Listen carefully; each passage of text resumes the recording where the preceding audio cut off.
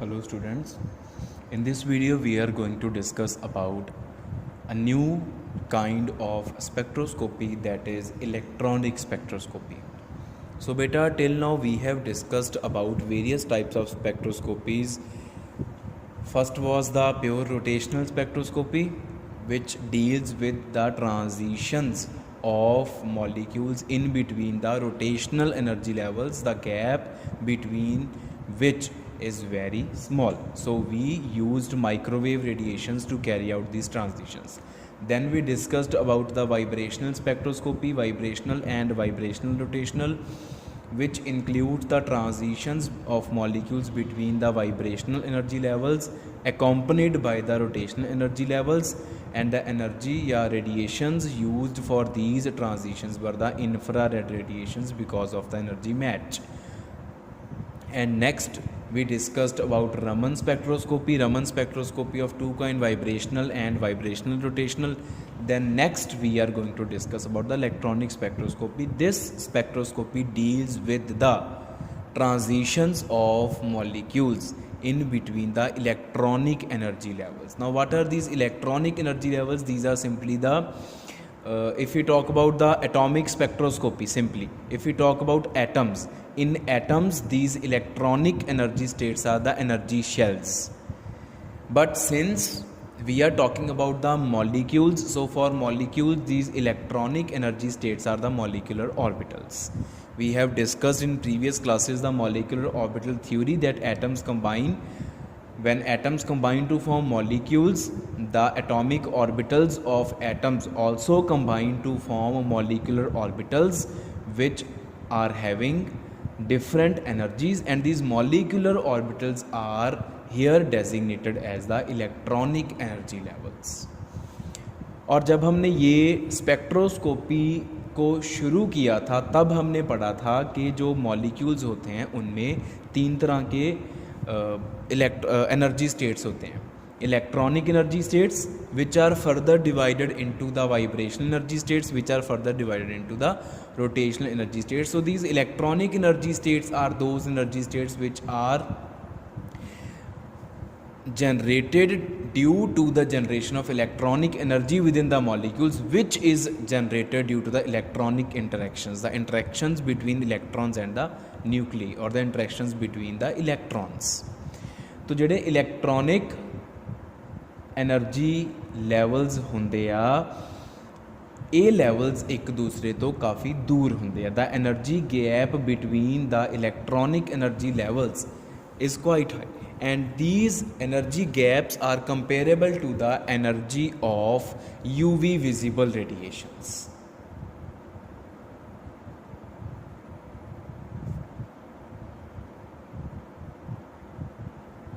So if we want a molecule to show transition from one electronic energy level to next electronic energy level, the radiations which must be incident upon the sample compound will be the UV visible radiations, because the energy of UV visible radiations is comparable to the energy gap between electronic energy levels, या energy states, electronic energy states.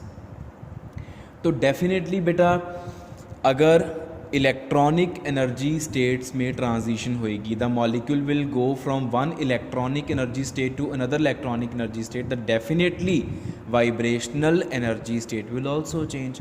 The transition will also take place within the vibrational energy level. In lower electronic energy state, the molecule may be in in a particular vibrational energy level, and when it will change the electronic energy level, its vibrational energy level will also change, may or may not change.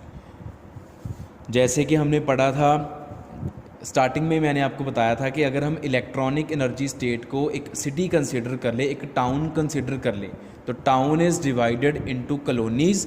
Those colonies are considered to be the vibrational energy states, and each colony is further divided into the house numbers, and those houses are the rotational energy state. So if a person changes its city, if a person changes his town, वो अगर अपना शहर change करता है तो definitely उसकी colony भी change होएगी. कॉलोनी का नंबर भी चेंज होएगा। कॉलोनीज़ को अगर हम नंबर्स में डिवाइड करें, चेंज हो भी सकता, नहीं भी हो सकता। वो जालंधर से लुधियाना शिफ्ट हो गया तो जालंधर में वो कॉलोनी नंबर 2 में था, लुधियाना में भी वो कॉलोनी नंबर 2 में भी हो सकता है, वो 1 में भी जा सकता है, वो 3 में भी जा सकता है। अलग अलग पॉसिबिलिटीज़ है जो हमने इसमें आगे डिस्कस करनी है, ठीक है। तो वो इसीलिए क्योंकि वाइब्रेशनल एनर्जी लेवल्स जो हैं वो इलेक्ट्रॉनिक एनर्जी लेवल्स के अंदर पड़े हुए हैं। So for electronic spectroscopy, in order to record the electronic spectrum, we use UV visible radiations. In this video, we will discuss about very basics of the electronic spectroscopy. आगे अगर हम बात करें total energy of the molecule,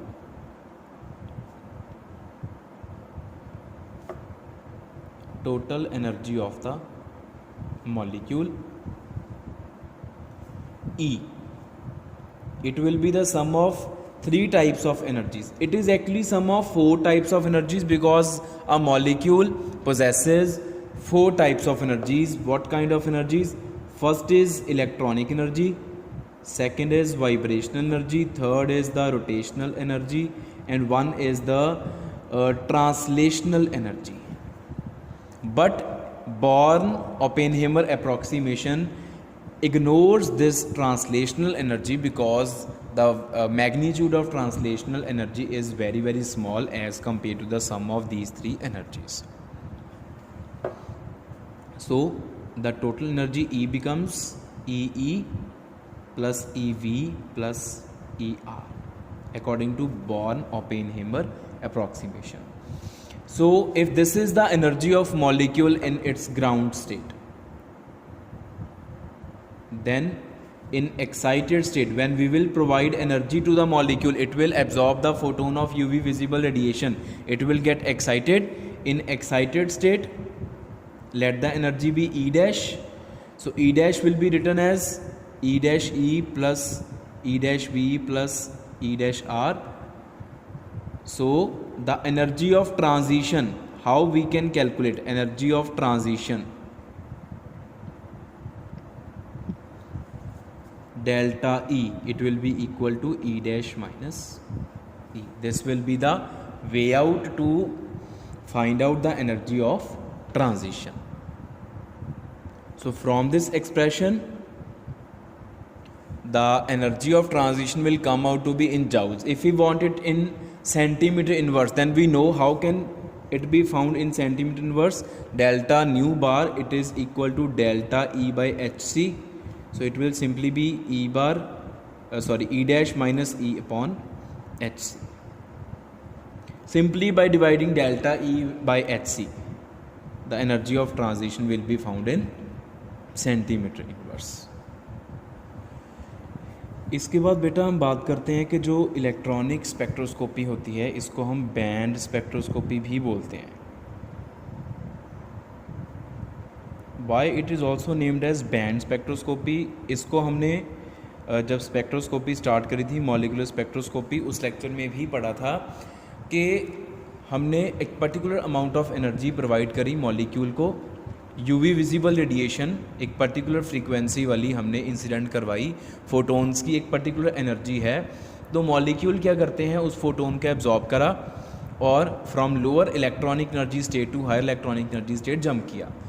तो electronic state change हुआ. एक particular photon एक particular energy को एब्जॉर्ब करके उसने इलेक्ट्रॉनिक एनर्जी स्टेट से नेक्स्ट इलेक्ट्रॉनिक एनर्जी स्टेट में जंप किया, तो ट्रांजिशन हुई और स्पेक्ट्रम में एक लाइन आएगी. मान लो कि ये स्पेक्ट्रम है हमारा, इधर हमारे पास आ गई एनर्जी और इधर आ गई intensity.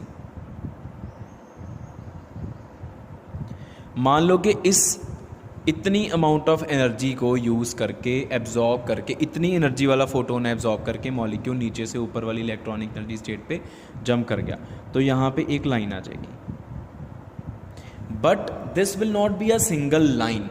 At this energy point एक सिंगल लाइन नहीं आएगी, बिकॉज एक लाइन आई एक ट्रांजिशन के लिए. लेकिन इलेक्ट्रॉनिक एनर्जी स्टेट जब चेंज हुआ तो वाइब्रेशनल एनर्जी स्टेट भी चेंज होगा.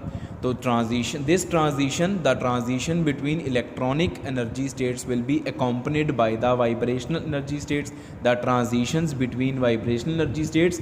So इसी लाइन के साथ बहुत कम एनर्जी वाली बहुत कम एनर्जी गैप से लाइंस आएंगी जो कि हमें बताएंगी कि वाइब्रेशनल एनर्जी स्टेट्स में भी ट्रांजिशंस हुई हैं।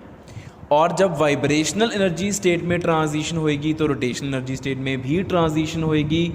इसका मतलब कि जो हम एक्सपेक्ट कर रहे हैं कि इस पॉइंट पे इतनी एनर्जी वाले फोटोन को एब्जॉर्ब करके एक सिंगल ट्रांजिशन हुई है, वहाँ पे हम गलत हैं, क्योंकि एक ट्रांजिशन नहीं हुई, उतनी एनर्जी को यूज़ करके बहुत सारी ट्रांजिशन हुई हैं। इलेक्ट्रॉनिक एनर्जी स्टेट में ट्रांजिशन हुई, वाइब्रेशनल एनर्जी स्टेट चेंज हो गया, रोटेशनल एनर्जी स्टेट्स चेंज हो गए। और आप देख लो कि रोटेशनल एनर्जी लेवल्स में एनर्जी गैप कितना कम होता है, और जितनी एनर्जी हम प्रोवाइड कर रहे हैं उतनी एनर्जी में तो बहुत सारी रोटेशनल ट्रांजिशंस हो सकती हैं। The molecule can change so many rotational energy states by making use of that much amount of energy which is provided by the UV visible radiations. तो इसका मतलब एक एनर्जी वाली रेडिएशन को यूज़ करके, एक पर्टिकुलर एनर्जी को use करके बहुत सारी ट्रांजिशंस हुई हैं। तो उस पर्टिकुलर एनर्जी पॉइंट पे एक लाइन की बजाय we will get multiple lines, but those multiple lines are very much equispaced. उनके बीच में एनर्जी गैप बहुत बहुत बहुत कम होगा, तो वो हमें एक बैंड की अपीयरेंस देंगी। They will give appearance of a band, इस तरह से। तो इस पॉइंट के ऊपर हमें लाइंस की बजाय एक बैंड नज़र आएगा, ब्रॉड बैंड। लेकिन अगर आप उस बैंड को एक्सपैंड करो, it is actually a collection of so many equi spaced lines.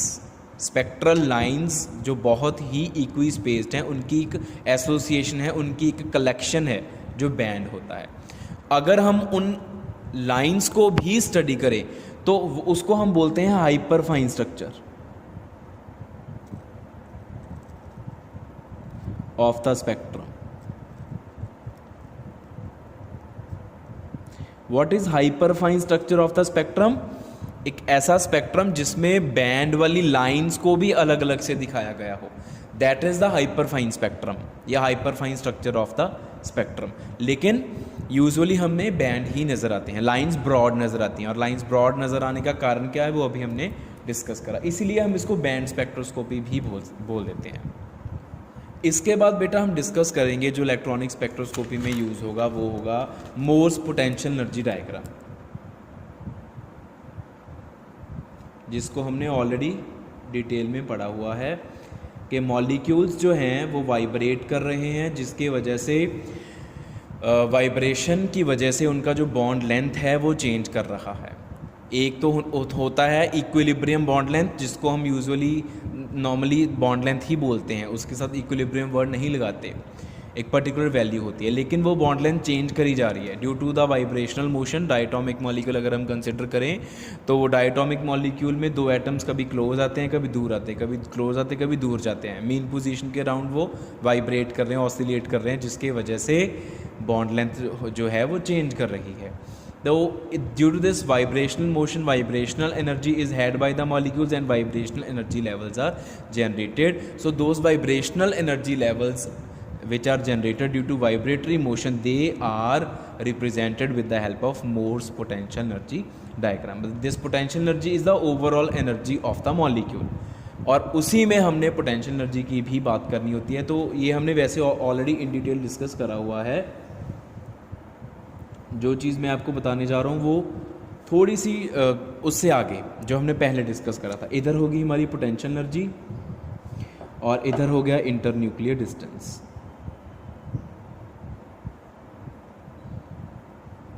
जो इक्विलिब्रियम इंटर न्यूक्लियर डिस्टेंस होता है, जिसको हम RE बोलते हैं, R मतलब inter nuclear distance bond length, inter nuclear distance को बॉन्ड लेंथ भी बोल देते हैं। R इसका सिंबल हम यूज़ करते हैं। ये होगी इक्विलिब्रियम बॉन्ड लेंथ। इस बॉन्ड लेंथ के ऊपर minimum energy will be had by the molecule, potential energy will be minimum. So जो कर्व है वो यहाँ नीचे टच कर रही होगी, मिनिमम पोटेंशियल एनर्जी। अगर इंटर न्यूक्लियर डिस्टेंस इससे कम हुआ, इफ़ द मॉलिक्यूल, हम ऐसे कहते हैं कि यहाँ पर एक एटम पड़ा हुआ, यहाँ पर दूसरा एटम, अगर वाइब्रेशन के ड्यूरिंग मान लो ये एटम जो है वो फिक्स्ड है, ये अंदर को गया तो बॉन्ड लेंथ जो है वो डिक्रीज़ करी, तो potential energy will increase. If bond length decreases, the potential energy increases. And even if bond length increases, this type of vibration will be observed. These are two atoms. In this way they vibrate.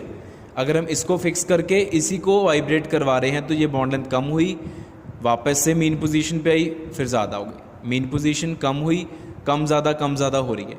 तो अगर bond length कम होती है तो भी potential energy increase करती है, अगर bond length ज़्यादा होती है तो भी पोटेंशियल एनर्जी इंक्रीज़ करती है, इस तरह से. ठीक है.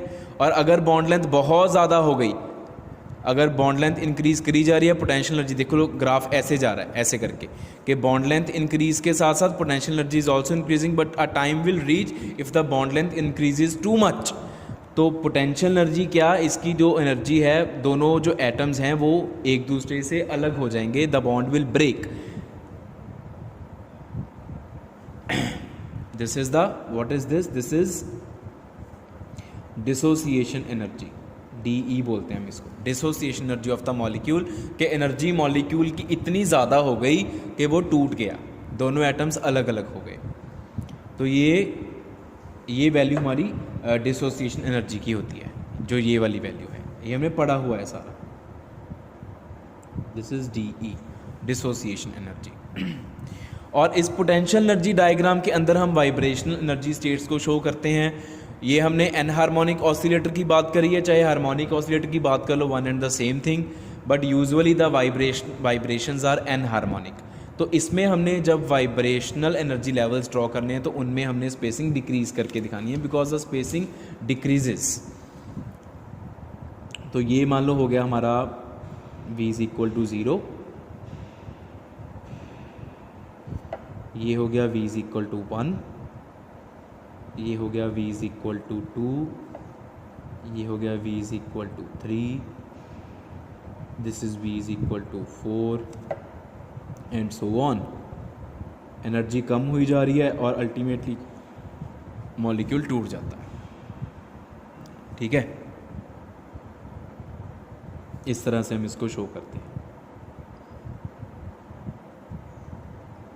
The energy gap is decreasing as the value of V is increasing. ठीक है बेटा. जो इसके अलावा मैंने आपको बात बतानी वो ये है, वैसे हम यही पढ़ते हैं कि जो मॉलिक्यूल्स होते हैं वो V इज इक्वल टू 0 में रेस्ट कर रहे होते हैं.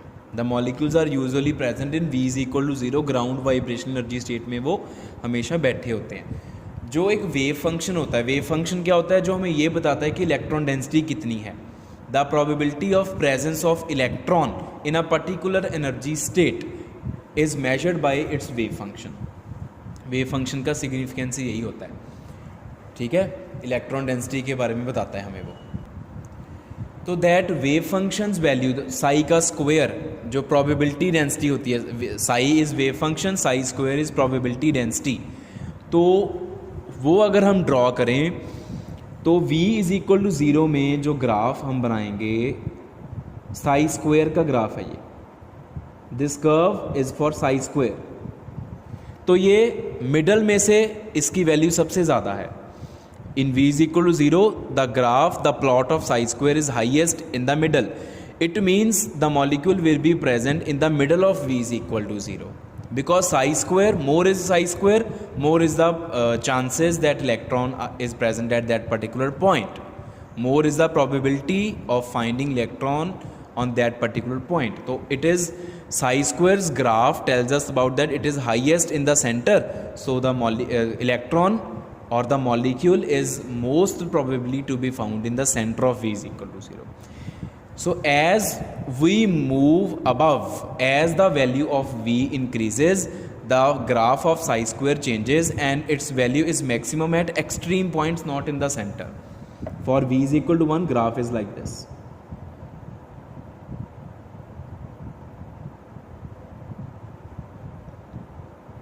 In the center, minimum chances of electrons to be present, because minimum, this graph is lowest at in the center.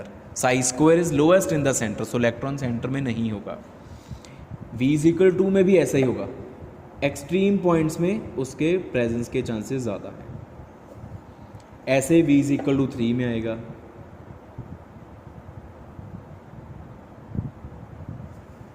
ऐसे v इज इक्वल टू 4 में ये जो नंबर ऑफ पीक्स हैं वो आप देख लो कि जो v की वैल्यू है उससे एक ज़्यादा है। अगर v 0 है तो number off peak is 1, if v is 1 number of peaks are 2, if v is equal to 2 number of peaks are 3, number of peaks is 3, if v is equal to 3 number of peaks is 4, तो number of peaks is 1 more than the v value। लेकिन सिर्फ v is equal to 0 में ही probability of finding electron is maximum in the center, otherwise in all other v states, all other vibrational energy states, the electron is more likely to be present at the extremes of that energy level। तो ये most potential energy diagram है।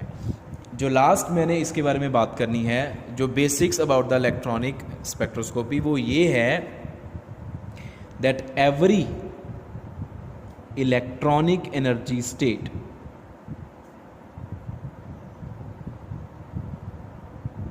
possesses its own potential energy curve। हर electronic energy state की potential energy curve अपनी अपनी होती है। मतलब कि मान लो कि आपका मॉलिक्यूल ग्राउंड स्टेट में बैठा हुआ है, तो ग्राउंड स्टेट में उसकी एक अलग पोटेंशियल एनर्जी डायग्राम से हम उसको रिप्रेजेंट करेंगे, उसकी एनर्जी को हम अलग से पोटेंशियल एनर्जी डायग्राम की हेल्प से रिप्रेजेंट करेंगे। अगर आप उसको एनर्जी प्रोवाइड करते हो तो उसकी इलेक्ट्रॉनिक एनर्जी स्टेट चेंज होती है। वो नेक्स्ट इलेक्ट्रॉनिक एनर्जी स्टेट में जब जाता है तो एक्साइटेड स्टेट में उसकी पोटेंशियल एनर्जी कर्व अलग बनाएंगे। it will be having a different potential energy curve in the excited electronic energy state। मान लो कि उसके भी ऊपर चला गया तो उसके भी ऊपर उसकी अलग से potential energy diagram, potential energy curve जो है वो हम बनाएंगे। तो हर इलेक्ट्रॉनिक एनर्जी स्टेट में मॉलिक्यूल की पोटेंशियल एनर्जी कर्व अलग होगी। जो एक्साइटेड स्टेट की पोटेंशियल एनर्जी कर्व होगी वो ग्राउंड स्टेट की पोटेंशियल एनर्जी कर्व से ऊपर बनेगी, उसके आगे वाली उसके भी ऊपर बनेगी। तो इस तरह से पोटेंशियल एनर्जी कर्व्स को हम जनरेट करते हैं, इस तरह से हम उनको रिप्रेजेंट करते हैं for different electronic energy states, for differently for ground states and the excited states. So बेटा this is about very basics of the electronic spectroscopy. इसके बाद हमने बस इसके सिलेक्शन रूल्स पढ़ने होते हैं कि जब इलेक्ट्रॉनिक एनर्जी स्टेट चेंज होता है तो क्या सिलेक्शन रूल्स हैं, उसमें अगर वाइब्रेशनल एनर्जी स्टेट चेंज होना है तो उसके लिए क्या सिलेक्शन रूल्स है, रोटेशनल एनर्जी लेवल चेंज होना है तो उसके लिए क्या सिलेक्शन रूल्स हैं, वो फिर हम इससे नेक्स्ट वीडियो में डिस्कस करेंगे। नेक्स्ट वीडियो में जो टॉपिक डिस्कस होगा that is very very very much important topic. तो this is all about the very basics of electronic spectroscopy.